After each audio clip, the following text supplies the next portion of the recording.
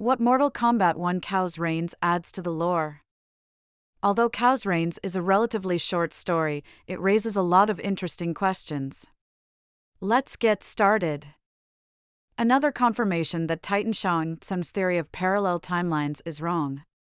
The battle between the two of them isn't why there are so many other timelines. Havik talks about meeting Kronika and defeating him himself. It turns out our battle released mammoth energies which ripped apart time's fabric. The fight had two conclusions. In one, I was the victor. In the other, it was you. It was eons before I discovered this.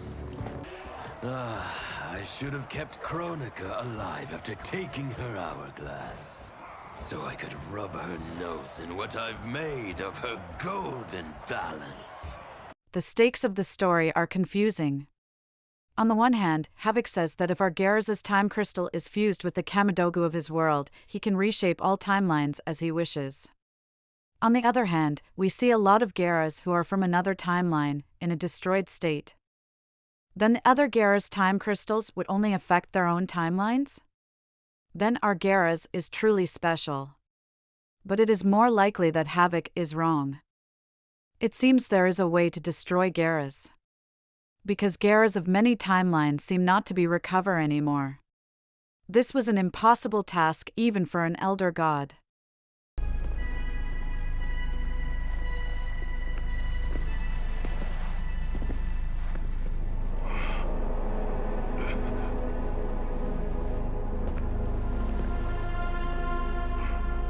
It seems that there are not only parallel timelines.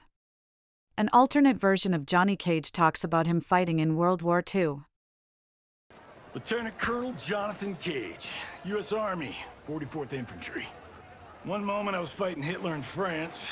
The next, I was here, fighting some asshole named Havik. Havik is perhaps the strongest character we fought. He's also a Titan. Own all Kamidogu. He merged several timelines. And maybe even more than that. But seemingly a legacy of the Elder Gods, the Mortal Kombat tournament can make even such a powerful entity defeatable. Since he wanted to merge timelines and realms, he also falls under the rules of Mortal Kombat and can die just like any other god. 7. The Kamidogu of Havik's world have fallen into the hands of Liu Kang in such a state that perhaps all timelines can be reshaped with them. Liu Kang can then defeat all hostile worlds. With this unprecedented great power, Liu Kang may be able to deal with her own mortality problem. But I feel that maybe Liu Kang is not completely honest. Although perhaps as much power is concentrated in his hands as no one else except Havik, Liu Kang seems to be able to heal Noob Saibot only with great difficulty. Which is strange, especially in light of the fact that Havik transformed other worlds in an instant. How long did you hold power? Before Havik came? Long enough to miss what he destroyed. Everything changed in an instant. Our timeline merged into his and was reduced to anarchy. In the game, it is also said that Havik is a hypocrite because he wants chaos, but he is actually protecting his own power. From the beginning, as the Lord of Time, he determines the development of the fate of the world's population, which is also incompatible with his views. But in the end, it seems that he solves it himself by saying that he has the power and he decides.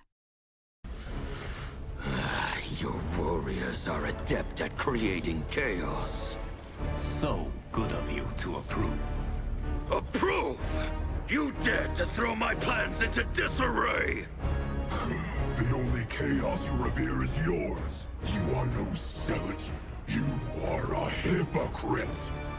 Meant to? There are no sacred laws, no divine rules.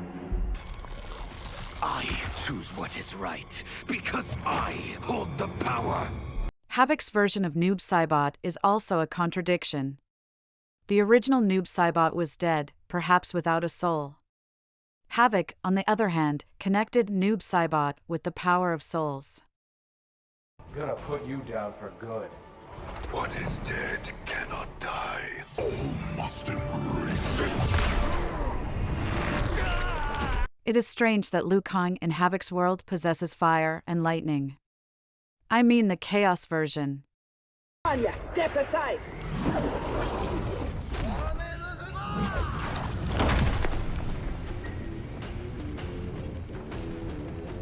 You will be scorched by the flames of anarchy. It's strange that Titan Liu Kang comes up with terrible ideas. Like after getting the Kamidogu from Havoc and knowing he's going to attack, he decides to take it away from him, but instead of teleporting it, have someone or two carry it by hand. They didn't go 50 meters with it and Havoc already got it back. Liu Kang should have used Kamidogu. Only if we keep them from him. We can assume he is already on his way. Once in the Temple of the Elements, they will be beyond his reach. The others wait for you outside. They will accompany you on the journey. Half a minute later. Scepter, are you with Liu Kang? Yes. Why do... Come to the entrance.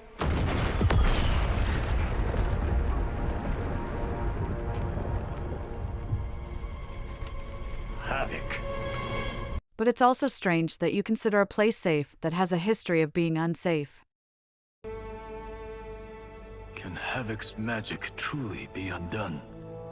Yes, though comprehending its intricacies may take years.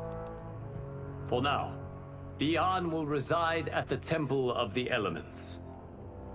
It is safer for all that way.